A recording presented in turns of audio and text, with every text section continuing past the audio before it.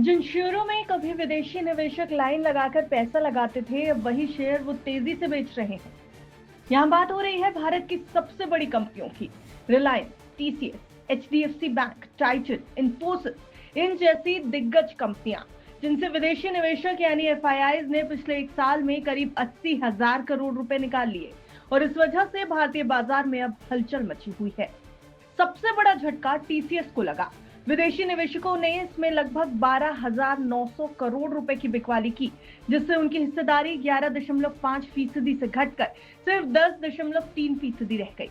इसके बाद नंबर आया रिलायंस इंडस्ट्रीज का। यहाँ करीब 10,000 करोड़ रुपए की निकासी हुई है। वहीं Trent, ICICI bank, HCL tech, HDFC bank, Kotak Mahindra bank और टाइटन में भी विदेशी निवेशकों ने अपनी हिस्सेदारी घटा दी है। इस बिकवाली का सीधा असर शेयर्स की कीमतों पर भी पड़ा।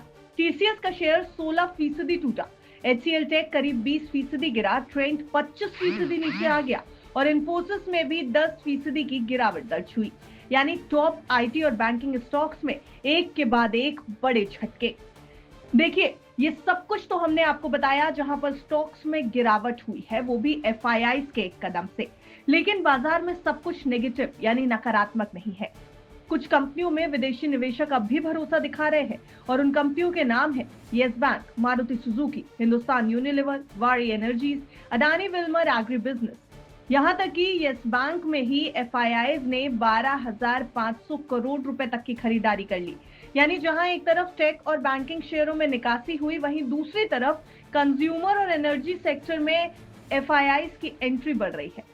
अब सेक्टोरल इंडिसेस के हिसाब से देखें, यानी सेक्टर्स के हिसाब से देखें, तो विदेशी निवेशक अब कंज्यूमर डिस्क्रिशनरी सेक्टर यानी ऑटो, रिटेल और लग्जरी प्रोडक्ट वाले कारोबारों में पैसा लगा रहे हैं, जबकि फाइनेंशियल सर्विसेज और आईटी सेक्टर से दूरी बना रहे हैं।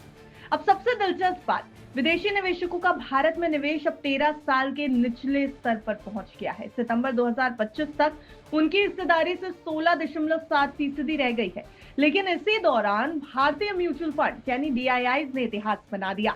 उनकी हिस्सेदारी लगातार बढ़कर 10.9% तक पहुंच गई। यानी अब विदेशी और घरेलू निवेशकों के बीच का फासला बेहद कम रह गया है और आने वाले वक्त में म्यूचुअल फंड एफआईआईज को पीछे भी छोड़ सकते हैं। प्राइम डेटाबेस के प्रणव हल्दिया कहते हैं, अब बाजार की दिशा सिर्फ विदेशी निवेशक तय नहीं करते, घरेलू संस्थान, बीमा और पेंशन फंड्स की ताकत बढ़ गई है। यही वजह है कि भारतीय बाजार अब पहले से ज्यादा स्थिर और आत्मनिर्भर हो गया है। बाजार की हाल की गिरावट को लेकर भी राय बदल रही है। नवंबर में बाजार करीब 3% फिसल चुका है, लेकिन एमके ग्लोबल का कहना है कि यह गिरावट खरीदने का मौका है। दूसरी तिमाही के नतीजे ठीक रहे, त्योहारों में खपत अच्छी रही और अमेरिका भारत ट्रेड डील से भी पॉजिटिव माहौल बन सकता है। विदेशी ब्रोकरेज हाउस गोल्डमैन सैक्स और एचएसबीसी का कहना है कि सबसे बुरा समय अब पीछे है। गोल्डमैन ने भारत को फिर से ओवरवेट कर दिया और 2026 के आखिर तक निफ्टी को 29,000 के स्तर पर पहुंचने का अनुमान जताया।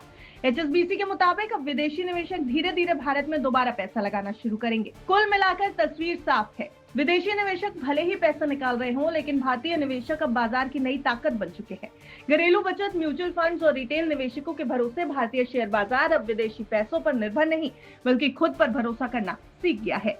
ब्यूरो रिपोर्ट, विस्तार।